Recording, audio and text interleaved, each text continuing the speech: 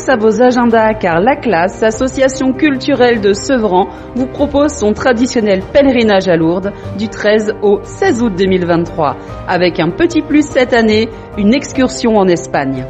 Le voyage en autocar, l'hôtel et les repas sont bien entendu compris. Infoline au 06 80 70 73 26. On vous attend nombreux pour des moments conviviaux et de partage. Guadeloupe, actualité. Et dans le cadre du programme Interreg, les territoires de la Caraïbe orientale s'inscrivent dans un projet de développement des infrastructures qui génèrent de l'électricité grâce à la houle, des énergies marines renouvelables via une ressource infinie qui viennent s'ajouter à l'éolien, la géothermie et le photovoltaïque. Autant dire que la Guadeloupe est gâtée et a le choix.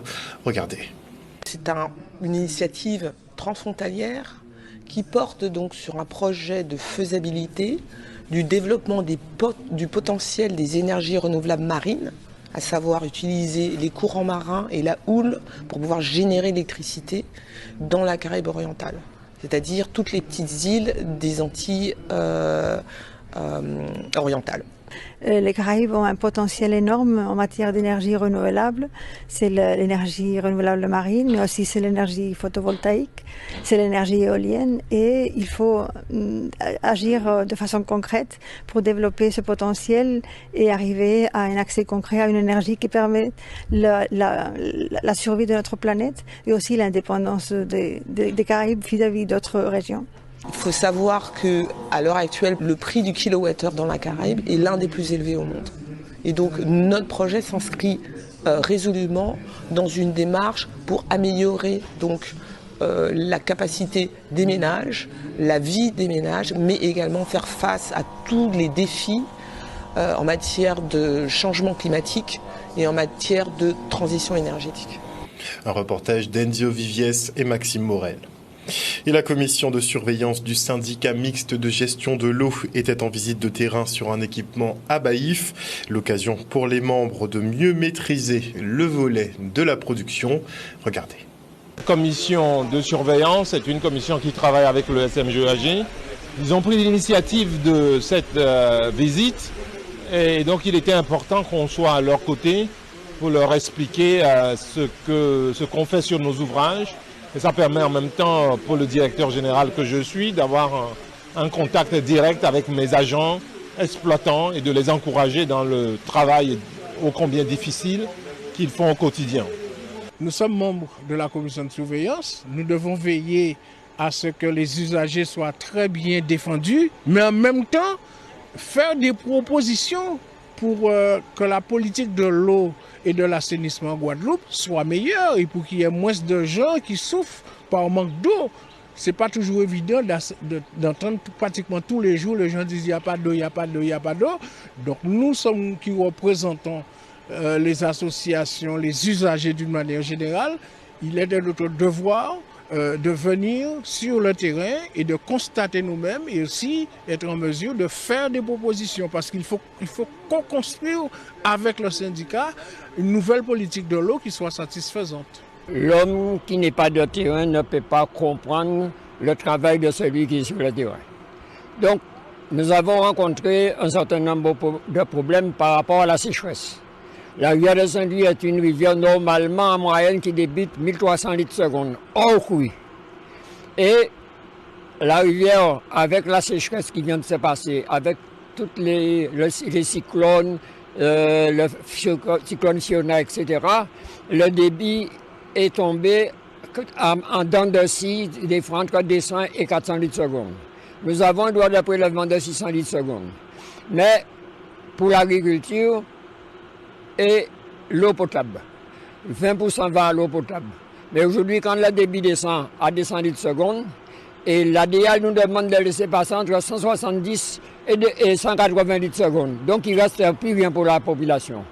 Or, la loi dit que l'alimentation humaine et la santé humaine passent en priorité sur tous les autres secteurs. Donc nous avons fait ce que nous devrions faire pour alimenter la population et en particulier le centre hospitalier de Basse-Terre, santé hémodialyse, EHPAD, spectre médico-social, collège et lycée. Et il n'y avait pas d'eau pour tout ce monde, ce n'était pas possible.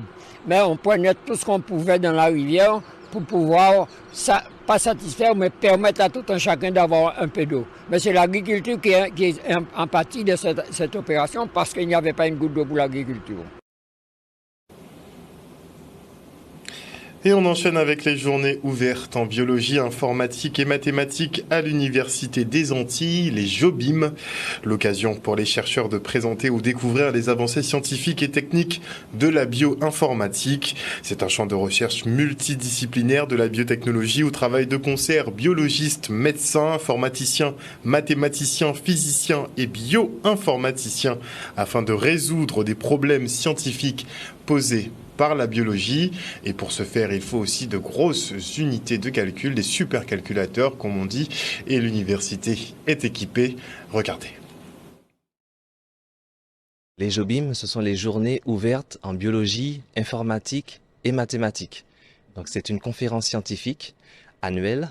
Et là, c'est la première fois que cela se déroule aussi en Guadeloupe, à Pointe-à-Pitre, à l'Université des Antilles. L'objectif premier, c'est de diffuser la science bioinformatique française, voilà, qui se passe dans le territoire national et de diffuser au maximum ce qui se passe comme innovation technologique au sein de la communauté bioinformatique. Pour nous, pour le Centre commun de calcul intensif, ça fera que plus d'utilisateurs viendront pour nous demander des heures de calcul et demander des ressources pour pouvoir faire leurs travaux en bioinformatique. Voilà, pour la Guadeloupe, on a, je pense, un exemple, plusieurs informations, plusieurs innovations.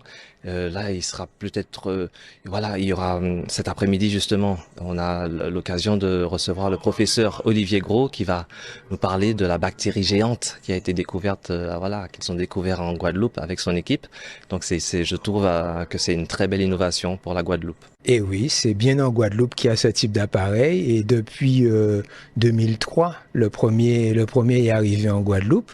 Bon, actuellement, c'est en 2021 que le nouveau a été livré. Donc, c'est un ordinateur qui a 1000 cœurs et qui permet à tout un chacun de la communauté de recherche de trouver les moyens de calcul intensif. On espère que ça suscite des vocations, notamment pour les jeunes, et que la bioinformatique soit plus mise en avant, plus reconnue, et qu'elle puisse attirer plus de jeunes et qu'on puisse s'intéresser à cette discipline. Un reportage de Charlie Dagonia. Le Coredaf et la Mutualité française organisaient une conférence débat sur l'adolescence et le cannabis.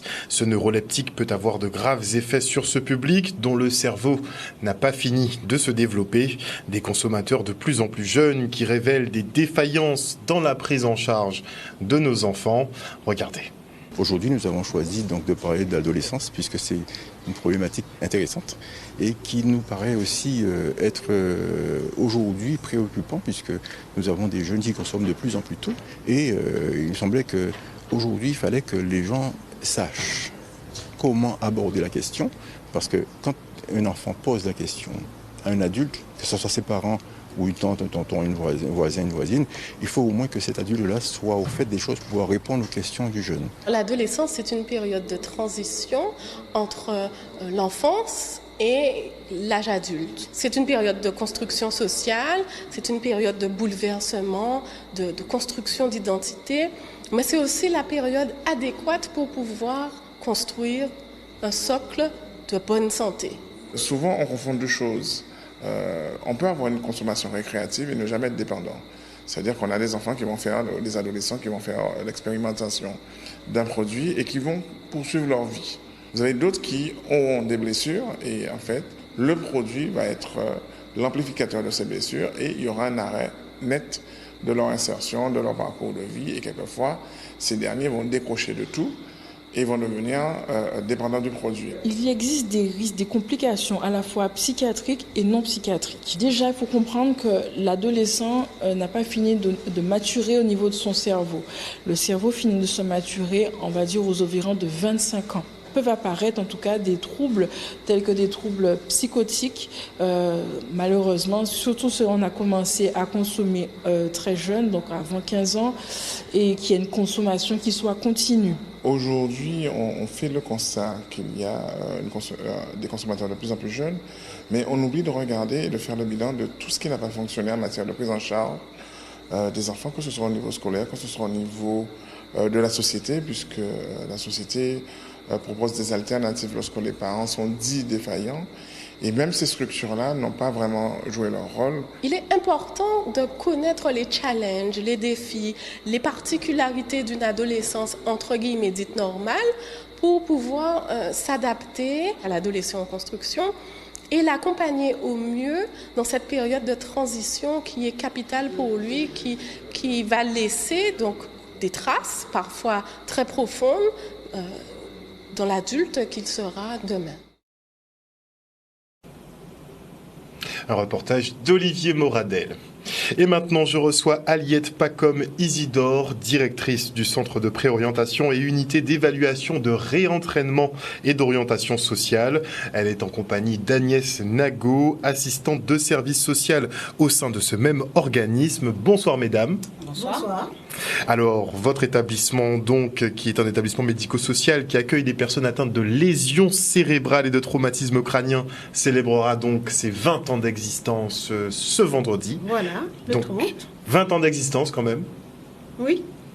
Je faisais un petit débrief avec vous hors plateau. Vous êtes membre de l'APAGE. Oui, alors l'établissement a été créé par l'association APAGE, Association pour adultes et jeunes handicapés, qui compte, cette association, 45 ans d'existence en Guadeloupe. Alors, quel est votre rôle justement au sein de cette association ? Alors, moi, je dirige l'établissement qui s'appelle le CPO UEROS.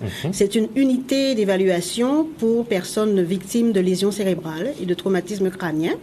Notre public, ce sont les traumatisés crâniens par accident de la voie publique, accident de chantier, accident domestique, on peut tomber de l'escalier, aussi des agressions et des personnes victimes de lésions par des AVC.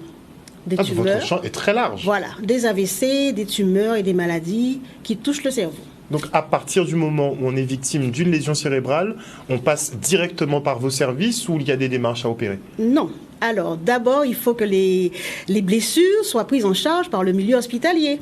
Les personnes sont évacuées, sont soignées. Et après la guérison des blessures, elles sont orientées vers les établissements qui font la rééducation pour voir ce qu'elles peuvent récupérer par rapport aux séquelles qui restent après ces traumatismes-là.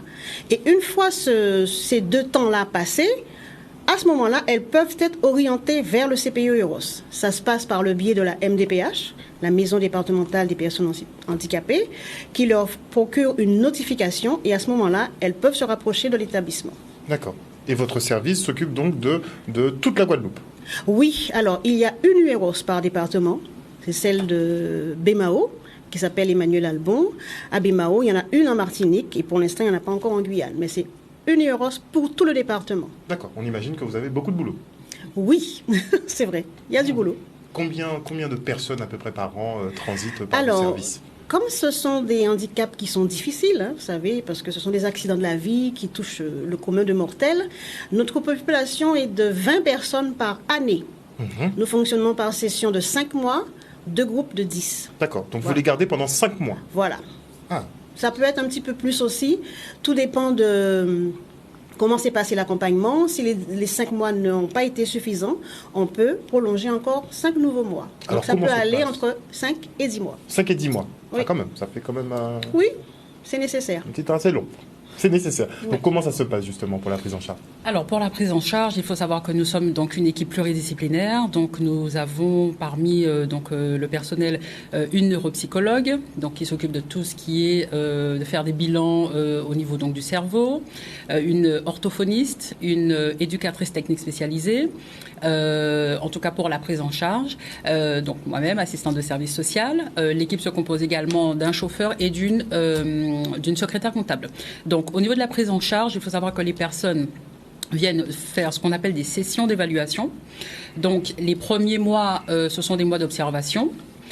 Ensuite, donc, il y a toute la partie donc des bilans pluridisciplinaires. Par la suite, il y a la partie consacrée donc au stage professionnel. Donc, en fonction donc ce qu'on appelle dans le jargon du social le PP, donc le projet personnalisé, des personnes qui veulent donc concrétiser des projets professionnels. Donc il y a la partie rééducation et vraiment la partie réinsertion. Voilà, exactement. Alors, rééducation, on va plutôt parler de réadaptation. Réadaptation. Voilà. Et donc, les personnes partent en stage. Donc, ça peut être des stages d'1 semaine, 2 semaines, 3 semaines, 1 mois, 2 mois, en fonction donc du projet personnalisé de la personne. Et par la suite, donc, on va donc élaborer le projet avec ces personnes et on va les accompagner. Alors, il faut savoir qu'il ne s'agit pas uniquement de projets professionnels, il peut également s'agir de projets sociaux, des projets de vie. Voilà. Parce que ce sont des personnes qui ont effectivement eu des accidents de parcours, des accidents de vie. Donc parfois... Elles ne récupèrent pas toutes leurs facultés ? Elles ne récupèrent pas toutes leurs facultés et elles ont besoin justement de pouvoir acquérir un peu plus d'autonomie pour pouvoir tout simplement vivre de manière autonome. Sans forcément passer par la voie professionnelle. Ce sont des personnes qui veulent juste réapprendre certains gestes quotidiens de la vie, tout simplement. Et qu'est-ce qui est le plus difficile justement au quotidien ?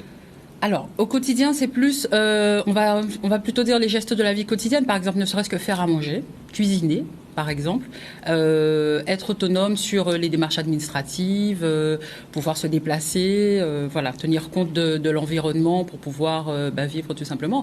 Je prends un exemple, les transports, pouvoir accéder à des transports correctement pour aller faire ses démarches ou même se déplacer, accéder à des loisirs, c'est un peu compliqué pour certains. Voilà. Tout simplement la vie autonome d'une manière générale. Mais vous les conduisez donc vers l'autonomie ? Absolument, tout à fait. Dans tous les cas ? Tout à fait. Très bien. Donc 5 à 10 mois pour y arriver ? Pour y arriver, voilà, donc pour travailler donc le projet personnalisé, autour notamment donc, de l'aspect professionnel et de l'aspect social. Très bien, voilà. Très bien. Alors, ce vendredi, vous célébrez les 20 ans ? C'est ça. On va un peu plus communiquer ? Tout à fait. Et c'est pour ça qu'on est là aujourd'hui. Donc on a ouvert en juin 2003. Donc ça nous fait exactement 20 ans cette année. Donc on veut un petit peu rappeler à la population l'existence de l'établissement et surtout quel est l'accompagnement qui est proposé aux personnes que nous accueillons. Voilà, comment se passent les 5 mois, à quoi on peut s'attendre quand on vient chez nous, quelles sont les orientations qu'on peut proposer et comment ces personnes-là, parce qu'on va leur donner la parole, elles seront là, les familles seront là. Madame Nago a omis de dire que nous avons aussi des médecins qui travaillent avec nous, donc médecins en rééducation fonctionnelle. Toutes ces personnes-là seront là pour pouvoir répondre aux questions du public. Voilà. Il y a tout un programme pour la journée. Alors, un programme riche, un programme très intéressant. Et d'ailleurs, justement, on en profite pour convier les personnes à venir jusqu'à nous, justement, le vendredi 30. Alors, durant cette manifestation, on a fait le choix de mettre à l'honneur ce que nous, on va appeler nos vaillants. Alors, les vaillants. Les vaillants. Que sont les vaillants ? Les vaillants, ce sont donc les personnes qui sont passées par chez nous et qu'on a appelées par cette dénomination, parce que ce sont vraiment des vaillants. Il faut être vraiment résilient pour pouvoir faire preuve de résilience pour pouvoir justement s'en sortir après des accidents et des événements traumatiques comme ça dans sa vie. Donc on va mettre à l'honneur nos vaillants. Donc ils seront sur des stands. Ils vont organiser la manifestation avec nous. Ils vont prendre la parole, ils vont témoigner. On aura même un peintre plasticien qui va nous faire une œuvre pendant la journée. On va la présenter à la fin. Bref, on aura les vaillants pendant toute cette journée avec nous et on va vraiment les mettre à l'honneur. C'est le choix qu'on a fait pour cet anniversaire, pour ces 20 ans. On rappelle que vous vous occupez de personnes qui ont des lésions cérébrales. Des lésions cérébrales. Quand on a un bras cassé, on peut localiser, mais les lésions cérébrales, il s'agit effectivement de handicap invisible. On parle d'handicap invisible, effectivement. Alors, on va quand même rappeler que les lésions cérébrales, ce sont vraiment les atteintes au cerveau, que ce soit par accident, comme a dit Madame Pacom tout à l'heure, par accident ou par maladie. Donc, voilà. Donc, on va définir toutes ces choses-là pendant cette manifestation, justement pour pouvoir, pour que le public puisse avoir accès à toutes ces informations, parce que c'est très important. C'est vrai que le handicap invisible n'est pas forcément très connu, n'est pas très développé, donc on va en profiter justement pour pouvoir, en parler pendant souvent cette on ne prend pas manifestation. assez la mesure de la gravité aussi, Absolument, de tout ce à type fait. de lésion. Absolument. Une plaie ouverte, ça parle, il y a le sang, tout ça, mais c'est vrai que les mal-être internes, ça peut être très pénible et c'est vrai que c'est difficile à soigner. Je vous donne un petit exemple très rapide. Je pense que les personnes qui vont nous regarder vont s'y retrouver. Vous allez par exemple à la banque postale, pour ne pas les citer. Les personnes, quelqu'un qui en apparence n'a aucun problème visible va présenter une carte pour dire voilà, je suis en situation de handicap, est-ce que je peux passer ? On va lui dire non, au handicap, voilà. Non, mais c'est une réalité. Et là, justement, on va essayer de décortiquer un peu tout ça. On va expliquer aux gens de manière à dédramatiser un petit peu tout ça et à éviter de stigmatiser les personnes. Très bien. Et le mot de la fin pour Madame la Directrice. Et surtout, ce sont les personnes concernées qui vont pouvoir s'exprimer. Voilà, dire vraiment comment elles ont vécu cela, comment elles sont arrivées à s'en sortir. Voilà, quelles sont les pistes qu'on leur a données, comment on les a accompagnées, quelle est l'utilité de l'établissement aussi. Voilà, puisqu'il faut savoir qu'avant que nous existions en Guadeloupe, les personnes partaient, quittaient le département pour pouvoir avoir une prise en charge donc à l'Hexagone. Pour pouvoir être évaluées à l'extérieur. Alors que maintenant, ça peut se faire en Guadeloupe, chez nous directement avec les personnels formés, voilà, diplômés, formés pour pouvoir les accompagner au mieux. Une très bonne chose. Et donc, vos portes seront ouvertes ce vendredi 30 à partir de 8h30. 8h30 jusqu'à 13h30 à peu près. Au CPO Yoros, alors on va juste rappeler où nous nous situons. Alors nous sommes situés en face du centre médical Les Acacias à Bémao. Donc, sur le boulevard de Destrélan. C'est vraiment pas difficile à trouver. Pas du tout. Une fois que vous voyez le centre médical Les Acacias, on est juste en face. Très bien. Voilà. Merci beaucoup en tout cas Merci à vous d'être venu sur ce plateau ce soir et tout le travail que vous opérez justement avec toutes ces personnes qui ont des lésions cérébrales et qui ont besoin effectivement d'un accompagnement pour pouvoir se réinsérer. Merci beaucoup. Merci beaucoup pour ce que vous faites. Et avant leur départ en vacances, les élèves de CM2 de l'Académie reçoivent tous un livre, une manière d'inciter les enfants à continuer leurs apprentissages pendant les 2 prochains mois. À l'école Auguste-François de Goyave, ils ont récupéré l'Odyssée d'Homère. Bon, un ouvrage de science-fiction, mais c'est déjà pas mal. Regardez.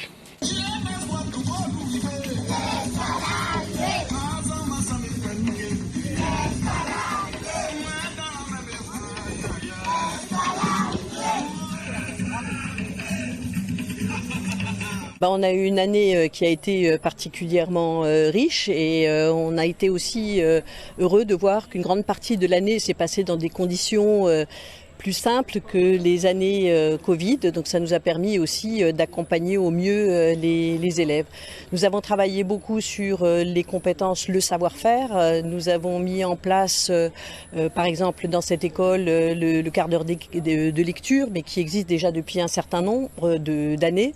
Il y a vraiment un travail très important pour faire progresser les élèves sur les savoirs fondamentaux. Et nous travaillons de plus en plus aussi sur tout ce qui est lien à la fois maternelle et élémentaire, et puis bien sûr aussi entre le CM2 et la 6e, pour permettre plus de fluidité dans les écoles ou les classes charnières et permettre aux enfants de mieux réussir. C'est notre opération nationale. Tous les enfants de CM2 reçoivent un livre pour les vacances. Ici, nous avons reçu les livres en amont. Et donc cette opération solennelle, c'est aussi pour marquer le passage en 6e, mais aussi inviter nos élèves à découvrir ce récit. Il y avait une seule manière de se faire raconter des histoires. Écouter un poète qui déclamait en vers s'accompagnant de sa cithare les aventures fabuleuses et souvent imaginaires. Oui, moi j'aime bien lire, mais quand j'ai le temps. Il est important aussi que les élèves préservent et renforcent même leurs acquis pendant les périodes de vacances scolaires, et un livre comme celui-ci, qui est un livre pour les vacances, a vraiment cet objectif. Continuer à lire pendant les vacances et faire aussi apprécier cette activité qui est très enrichissante pour eux.